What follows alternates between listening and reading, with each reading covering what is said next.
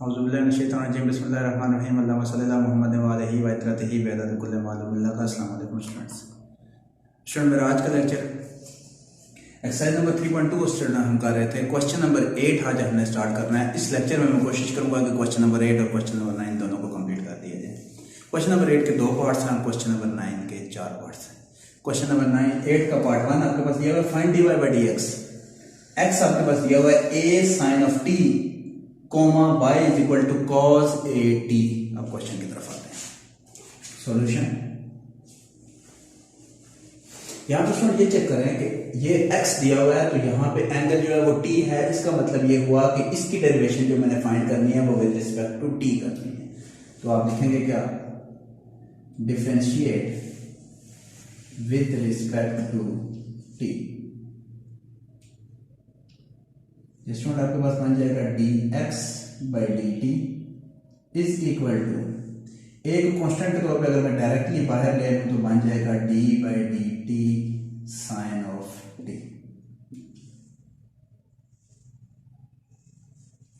दूसरी तरफ स्टूडेंट वही चीज differentiate with respect to t। ये स्टूडेंट आपके पास आ जाएगा dy बाई डी टी, दूसरी तरफ d by d T cos a T. इस तरफ स्टूडेंट चेक कीजिएगा, dx बाई डी टी अपनी जगह पे a कांस्टेंट के तौर पे बाहर था, साइन ऑफ t का डेरिवेटिव स्टूडेंट आपके पास आ जाएगा cos of t।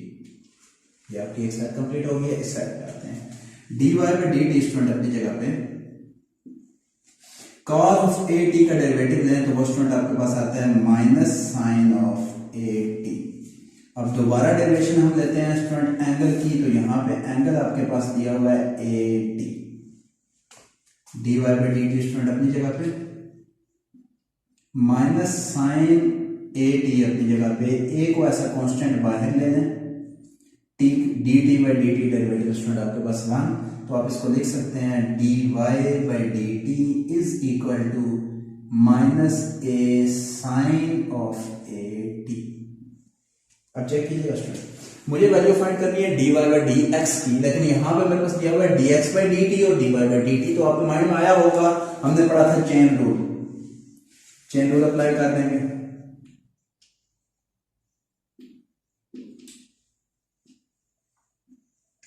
Chain rule में स्टूडेंट मुझे फाइंड करना है dy बाई डी एक्स। तो पहली वैल्यू मैंने dy वाली लिखनी है, वो क्या है, dy बाई डी टी। इसके साथ स्टूडेंट मल्टीप्लाई करना पड़ेगा मुझे dx बाई डी टी को, क्योंकि मेरी डिमांड यहाँ पे dy बाई डी एक्स है। इसका मतलब x डिनोमिनेटर के अंदर आ रहा है, तो इसको डिनोमिनेटर में लाने के लिए रेसिप्रोकल फॉर्म में कर देंगे। रेसिप्रोकल का मतलब आपके पास ये आ जाएगा dt by d x.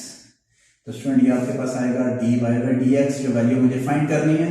dy by d T आपके पास दिया हुआ है minus a sine of a t, minus a sine a t multiply, इसको रेसिप्रोकल फॉर्म में स्टूडेंट किया जाए तो a cos t आ जाएगा। मल्टीप्लाई जरा प्रोमिनेंट कर लें, 1 by a cos of t student. a student a से कैंसिल हो गया, dy by d x is equal to minus sine a t divided by cos of t। ये आपके पास आंसर है part 1।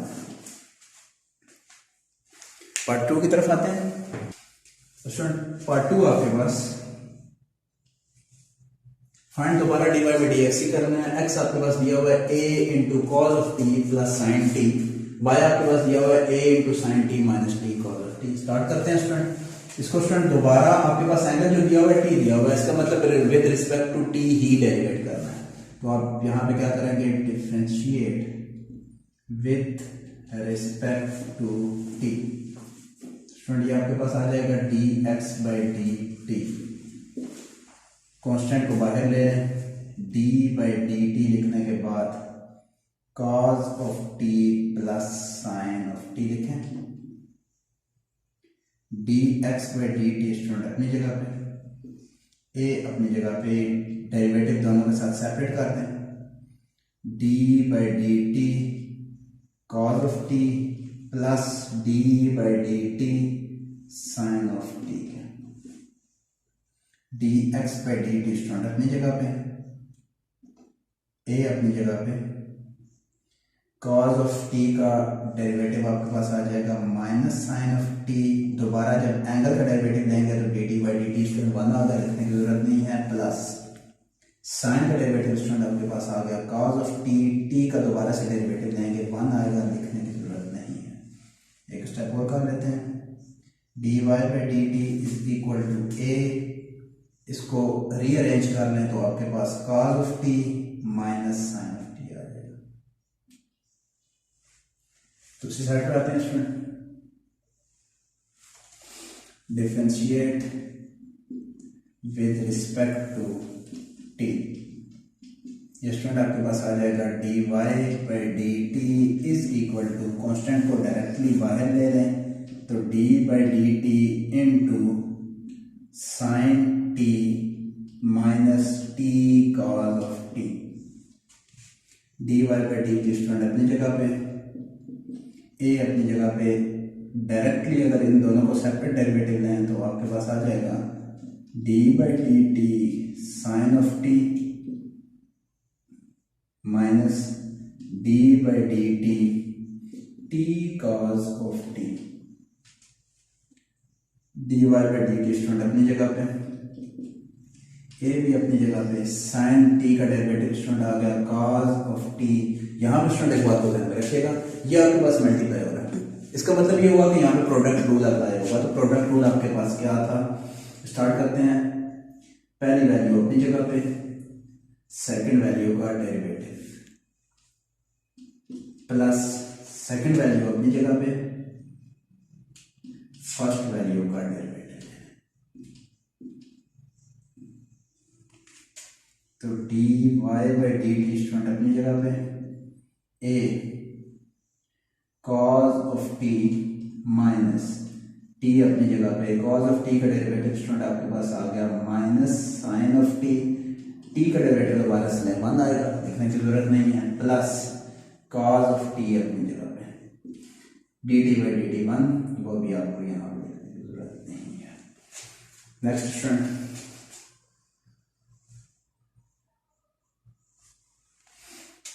D y by d t अपनी जगह पर लिख लेते हैं, यहाँ पर स्टूडेंट मैं एक स्टेप करूंगा, अपने क्वेश्चन को रिमूव कर दूंगा ताकि हमारी स्पेस क्लियर हो सके। ए स्टूडेंट अपनी जगह पे,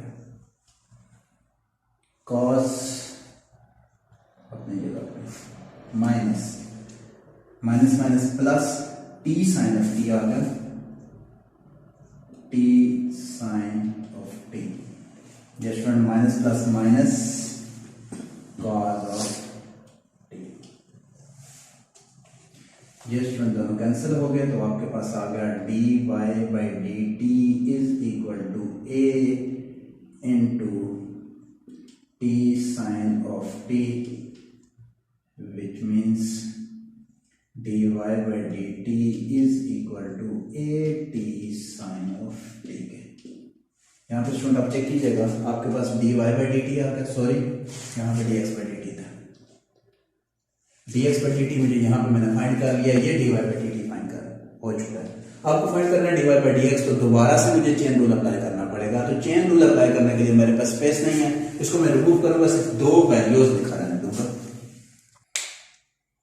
स्टूडेंट पहली वैल्यू जो मेरे पास आई थी वो dx by dt आया था a into cos of t minus sine of t, दूसरी वैल्यू जो मैंने निकाली वो dy by dt निकाली at साइन ऑफ टी के। हम इसके ऊपर स्टूडेंट डायरेक्टली पुट करेंगे chain rule, by chain rule, chain rule student हम कर चुके हैं, वो आपके पास है dy by dx, क्योंकि मुझे ये वैल्यू फाइंड करनी है तो फर्स्ट टाइम मुझे लिखना पड़ेगा dy by dt multiply by, इसको रेसिप्रोकल फॉर्म में हम लिख लेते थे dt by dx के। तो स्टूडेंट dy by dx अपनी जगह पे वैल्यू यहाँ पे सिंपल मेंशन करते हैं, dy by dt आपके पास आई है at साइन ऑफ t के मल्टीप्लाई बाय, इसको रेसिप्रोकल फॉर्म में लिखें तो 1 by cos of t minus sine of t के साथ ए भी है स्टूडेंट, ए को अगर ए के साथ कैंसिल कर दिया जाए स्टूडेंट तो आपके पास dy by dx आ रहा है t sine of t divided by cos of t minus sine of t। ये आपके पास स्टूडेंट आंसर आ गया क्वेश्चन नंबर 8 पार्ट 2 का।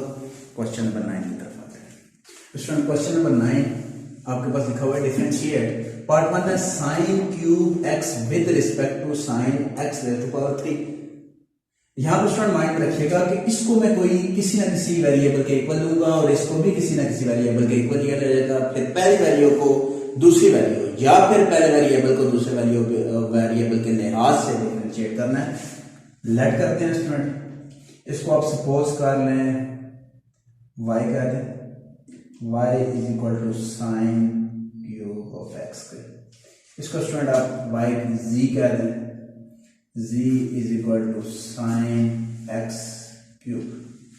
अब स्टूडेंट माइंड में रखिएगा मुझे dy by d z find करना है। ये बात माइंड में रखिएगा। फाइंड कब से वैल्यू करनी है, यहाँ पे उसको साइड पे भी चेक लिखना है dy by d ji.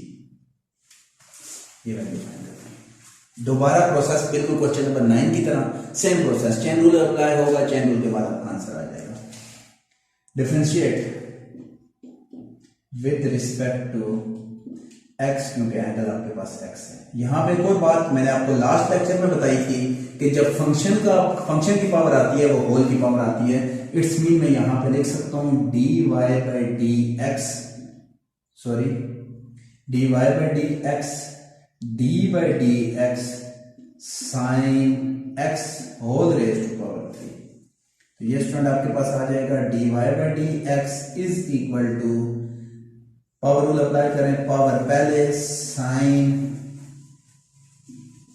3 minus 1 2, फिर आपके पास बेस का डेरिवेटिव साइन ऑफ एक्स का। तो ये स्टूडेंट आपके पास आ रही है dy by d x is equal to 3 sine. मैंने आपको कहा कि जब होल का स्क्वायर होगा वो फंक्शन के ऊपर आ जाएगा, साइन का डेरिवेटिव कॉस ऑफ एक्स, और एक्स का डेरिवेटिव 1 लिखने की जरूरत नहीं है। नेक्स्ट ही आपके पास क्या दिया हुआ, आपके पास स्टूडेंट दिया हुआ z, तो इसको भी differentiate with respect to x ही करेंगे। तो ये आपके पास क्या आएगा dz by d x is equal to d by d x sine x cube. तो dz by d x student अपनी जगह पे, यहाँ पे सिंपल स्टूडेंट आ जाएगा आपके पास, पहले sine x raise to power 3 का डेरिवेटिव लेंगे तो cos x raise to power 3, फिर जब एंगल का डेरिवेटिव सेपरेट करेंगे या बेस का तो वो एक्स क्यूब आ जाएगा। तो आपके पास आ रहा है dz by d x is equal to cos x raise to power 3, power rule apply करें तो 3x स्क्वायर। इसको रीअरेंज करना चाहते हैं तो आप कर लें, dz by d x means 3x square cos x cube. ये आपके पास दो वैल्यू निकल आएंगे। मुझे वैल्यू फाइंड करनी है स्टूडेंट dy बाई डी जी की, जो मैंने आपको पहले कहा था, क्योंकि मैं इसको डेरिवेट कर रहा हूं विद रिस्पेक्ट टू z की। तो चेन रूल अप्लाई होगा, simple by chain rule. Chain rule ने आपको क्या कहा था, अगर dy by d z find करना है तो पहले dy बाई डी एक्स लिखेंगे, मल्टीप्लाई करके इसको रेसिप्रोकल फॉर्म में लिख लेंगे dx बाई डी जी। तो आप चेक कर लें dx by d x cancel हो जाएगा और dy और डी जी आ जाएगा। dy by d g is equal to dy by d x student आपके पास क्या आया 3 sine square x cos of x, 3 sine square x cos of x multiply, इसको रेसिप्रोकल फॉर्म में लिखें 1 by 3 x square cos x cube. आप check करते हैं स्टूडेंट यहाँ पे कौन सी वैल्यू कैंसिल हो सकती है, तो सिंपल आपके पास x कैंसिल हो रहा है स्टूडेंट। तो dy बाई डी जी आपके पास क्या आ रहा है sine square x cos of x divided by x square cos x cube. ये स्टूडेंट आपका आंसर आ चुका है पार्ट 1 कंप्लीट है। क्वेश्चन नंबर 9 का student part 2, cos of x को डेरिवेट करना है with respect to tan x के। लास्ट पार्ट वाला बिल्कुल प्रोसेस यूज होगा। कॉस ऑफ एक्स को स्टूडेंट मैंने इक्वल ले लिया y के इक्वल और tan x को मैंने इक्वल ले लिया z के इक्वल। इसका मतलब ये हुआ कि मुझे अब जो वैल्यू फाइंड करनी है वो dy by d z find करनी है। तो इसके लिए स्टूडेंट दोबारा से चेन रूल अप्लाई होगा। अब इसको डेरिवेट करेंगे विद रिस्पेक्ट टू एक्स, तो आप वही लिखेंगे differentiate with respect to x. तो ये स्टूडेंट आपके पास आ जाएगा d y by d x cos of x. तो d y by d x student अपनी जगह पे, कॉज ऑफ एक्स का derivative minus sine of x, x का डेरिवेटिव दोबारा लें तो 1 लिखने की जरूरत नहीं है। इसको स्टार्ट करते हैं differentiate with respect to x. यहाँ पे भी स्टूडेंट माइंड में रखें एंगल मेरे पास एक्स है, इसलिए एंगल एक्स के लिहाज से डेरिवेट करेंगे। तो d g by d x tan of x. तो d g by d x student आपके पास आ गया। आपको याद होगा tan x का डेरिवेटिव होता है सीकेंट स्क्वायर x, x का डेरिवेटिव 1 देखने की जरूरत नहीं है।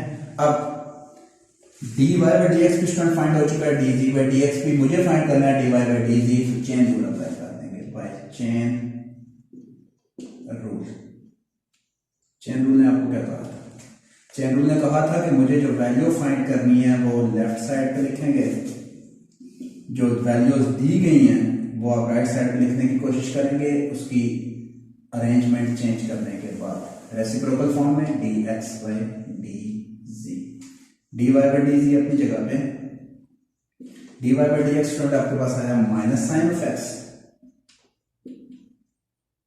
Cross dz by dx means dx by dz आ जाएगा 1 by second square of x के।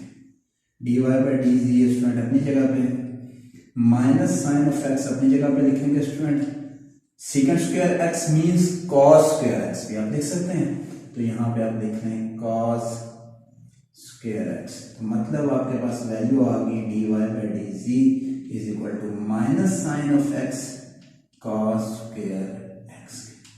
ये आपका आंसर है। यहाँ पे एक बात उस माइंड में रखिएगा कि ये रेसिप्रोकल फॉर्म है सेकेंड स्क्वायर एक्स की। तो cos एक्स और सेकेंड एक्स दोनों एक दूसरे के रेसिप्रोकल होते हैं, इस वजह से मैंने ये वैल्यू लिखी है। पार्ट 2 कंप्लीट हो चुका है।